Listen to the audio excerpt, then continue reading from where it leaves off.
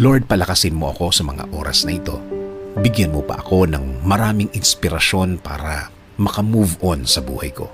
Ako ngayon, Lord, ay nakalubog sa isang problema na hindi ko lubos maisip kung bakit dumating sa aking buhay ito. Nalilito at parang nawawala na ako. Parang walang makapitan. At alam kong walang makakaintindi ng aking kalagayan. Bigyan niyo po ako, Panginoon, ng guidance para malaman ko kung ano ang dapat kong gawin at kung ano ang dapat isipin.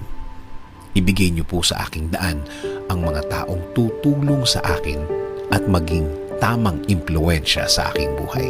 Taong nakareceive na din ng inyong pagpapala at ng inyong guidance at patuloy na nabubuhay ng tama na ayon sa inyong kalooban, Panginoon. Huwag niyo pong hayaan din na grabing maapektuhan ang aking pamilya. Spare them from hurt. Patuloy niyo po silang protektahan.